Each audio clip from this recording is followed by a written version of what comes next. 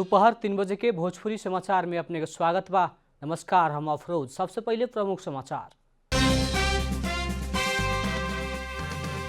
आज विश्व प्रेस स्वतंत्रता दिवस। प्रेस स्वतंत्रता सुनिश्चित करे खातिर दबावमूलक कार्यक्रम करके विश्व भर मनावल जा रहा है।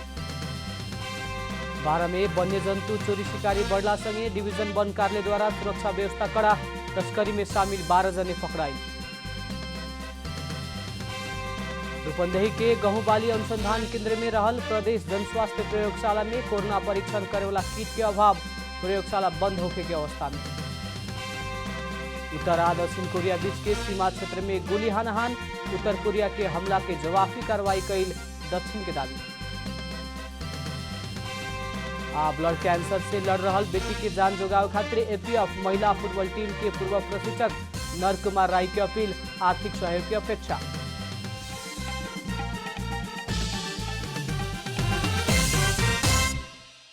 अब पूरा समाचार। आज विश्व प्रेस स्वतंत्रता दिवस। प्रेस स्वतंत्रता के वातावरण सुनिश्चित करे खातिर दबावमूलक कार्यक्रम करके विश्वभर मनावल जा रहा बा।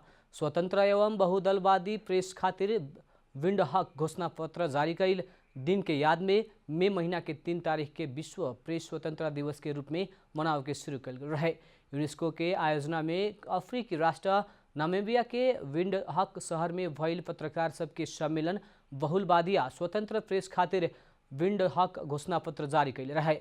ओकर याद में सन 1993 से संयुक्त राष्ट्र संघ ई दिवस मनाव के निर्णय कैले रहे।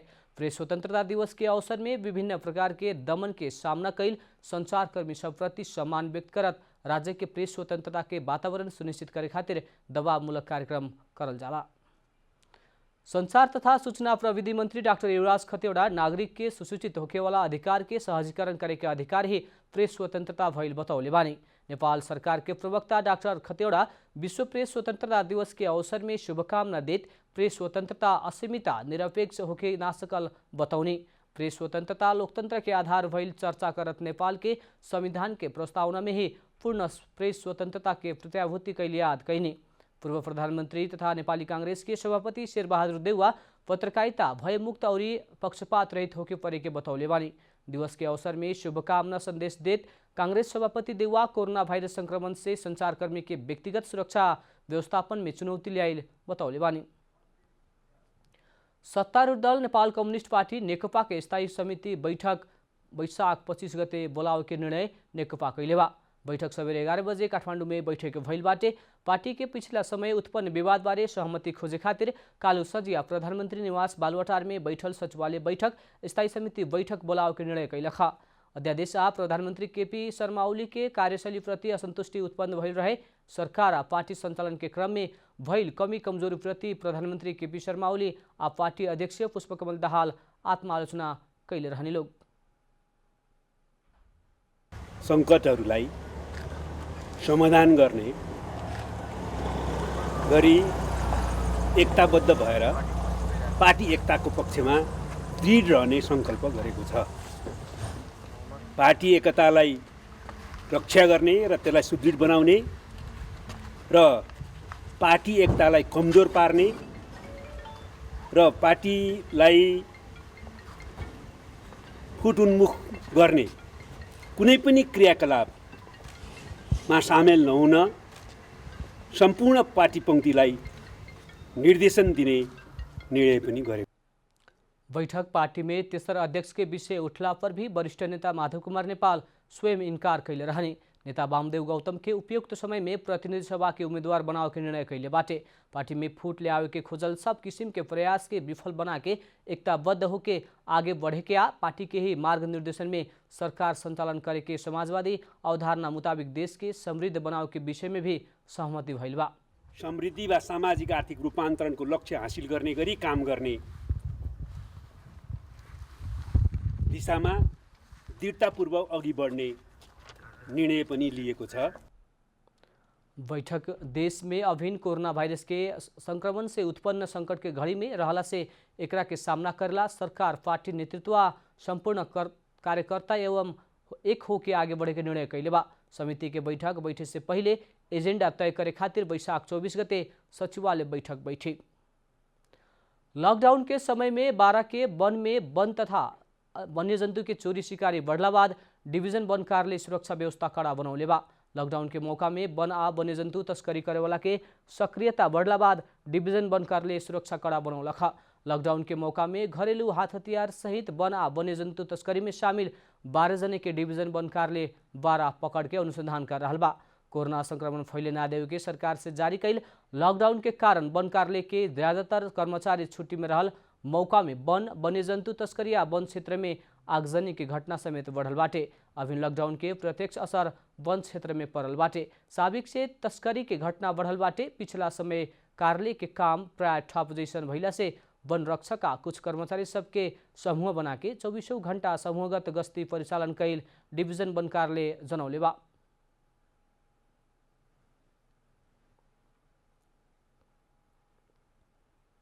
वन कार्यालयले गर्दो रहेछ। त्यसमध्ये सबभन्दा पहिला चाहिँ संरक्षण, दोस्रो चाहिँ वनको व्यवस्थापन र तेस्रो चाहिँ विकास निर्माणका यो वार्षिक कार्यक्रम अन्तर्गतका कामहरू सञ्चालन गर्ने जुन मुख्य जिम्मेवारी चाहिँ वन कार्यालय अन्तर्गत रहेको छ।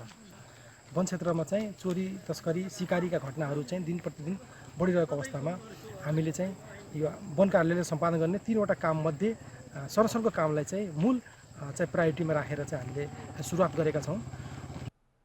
12 में 47,182 हेक्टर वन क्षेत्र बाटे, जेमे से 41 गो सामुदायिक वन, 4 गो साझेदारी वन आ पर्सा राष्ट्रीय निकुंज रहल बा।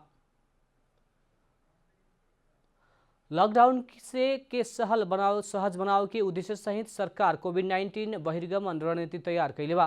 कोविड-19 के संभावित महामारी कम करे खातिर जारी लॉकडाउन से सर्वसाधारण के जनजीवन अस्त व्यस्त भइल आ देश के आर्थिक अवस्था समेत कमजोर भइल विश्लेषण करत सरकार से कार्य योजना तैयार कैल गेल है। प्रधानमंत्री तथा मंत्रिपरिषद कार्यालय से तैयार कैल नया रणनीति कार्य योजना मुताबिक देश के 3 क्षेत्र में विभाजन करके लॉकडाउन के सहज बनाव की तैयारी कैल गेल बाटे। कार्य योजना में स्वास्थ्य संबंधी तथ्यांक वैज्ञानिक विश्लेषण के आधार में देश के विभिन्न भाग के हरियर क्षेत्र, ग्रीन जोन, पियर क्षेत्र, येलो जोन आ लाल क्षेत्र, रेड जोन में विभाजन करे के तैयारी रहल बा। ग्रीन जोन में पड़े वाला जिला तथा क्षेत्र में लॉकडाउन हटा के सब क्रियाकलाप संचालन करे के तैयारी कैले बा। वैसे ही संक्रमण नियंत्रण उन्मुख रहल जिला क्षेत्र के येलो जोन आ उ क्षेत्र में मेन क्रियाकलाप ही खुला करे के आ संक्रमित नियंत्रण बाहर रहला क्षेत्र में लॉकडाउन जारी राखे के निर्णय कैले बा। भोजपुरी समाचार में अब छोड़ विश्राम।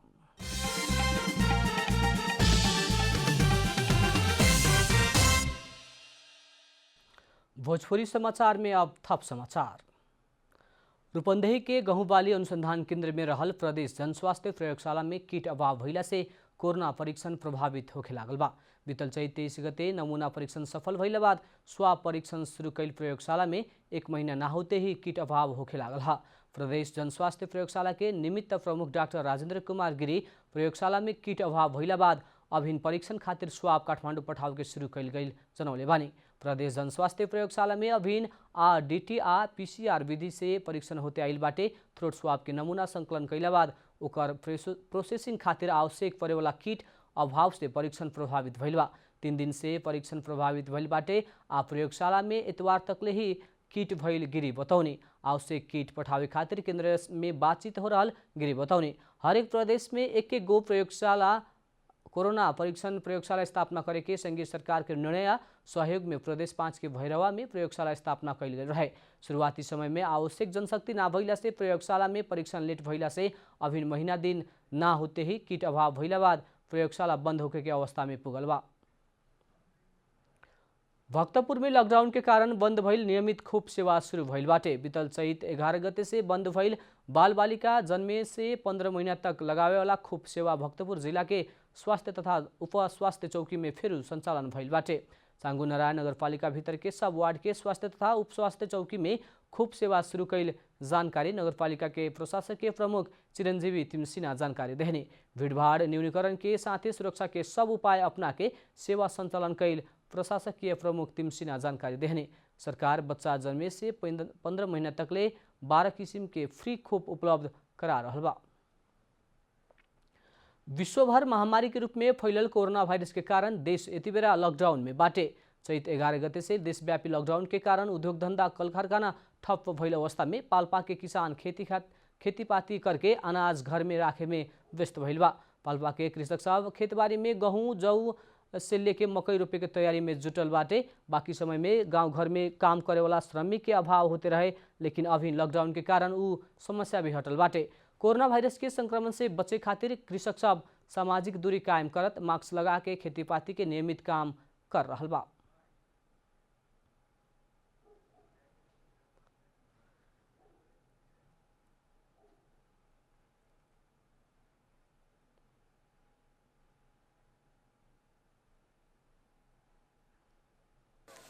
अब लकडाउनको समय भनेर घरभित्र बसिरहे मात्रै पनि भएन।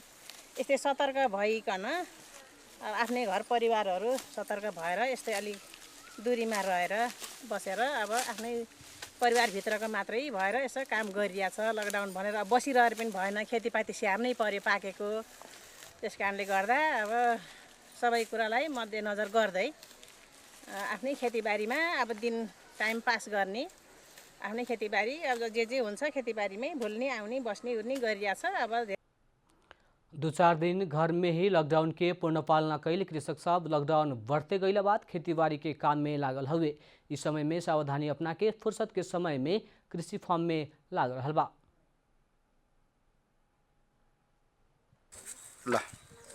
हामी लकडाउनको बेला पनि सब परिवार जुटियो छ र यहाँ काम गर्न सजिलो भएछ। एक दुईजना चाहिँ नि अरू बाहिरको पनि लगाएर 6-7 जना गरेर हामीले मोल फाल्ने खेतबारीमा काम गर्नलाई धेरै सजिलो भएको छ। हामीले लकडाउनको पालना गरेका छौँ। कहीँ घरबाट यताउति जाने उर्ने केही पनि गरेका छैनौँ। हामी आफ्नै घरमा कोदालो कुटो गरेर काम गरिरहेका छौँ। बढ़ते गईल वैदेशिक रोजगारी मुँह से खाली रहल खेतबारी हरा भरा बन रहल बा। अब आर्थिक समाचार।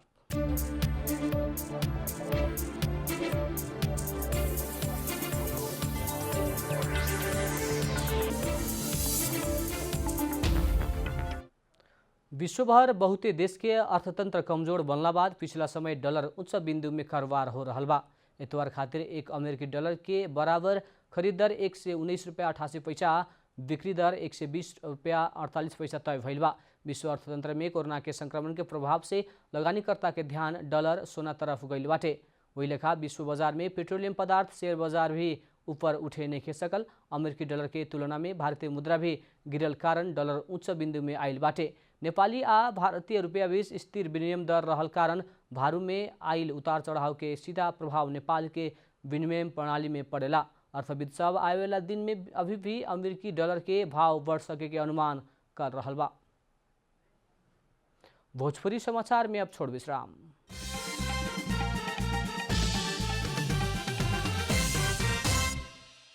भोजपुरी समाचार में अब खेलकूद समाचार।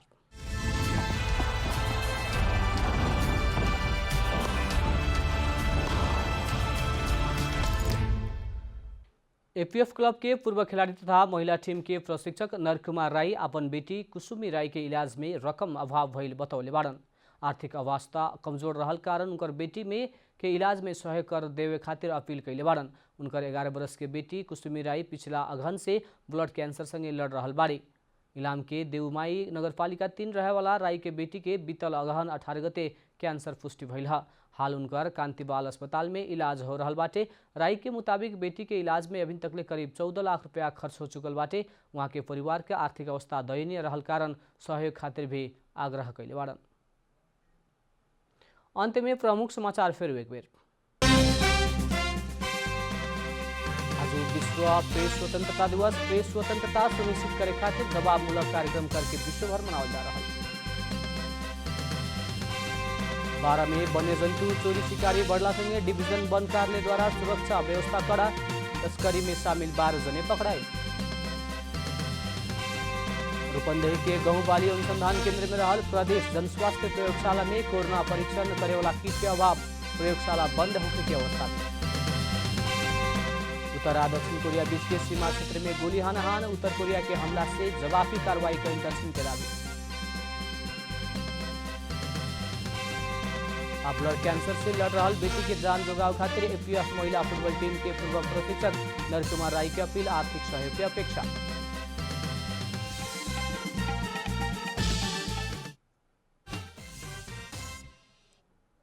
भोजपुरी समाचार अभी खातिर इतना ही। जनता द्वारा जनता खातिर प्रसारित जनता टेलीविजन के कार्यक्रम सब यूट्यूब, ट्विटर, फेसबुक और हमनी के वेबसाइट जनतासमाचार.com में भी पढ़ आ देख सकत बानी। सूचना में अपने की सहभागिता, समय में समाचार हमनी के प्रतिबद्धता। प्रणाम।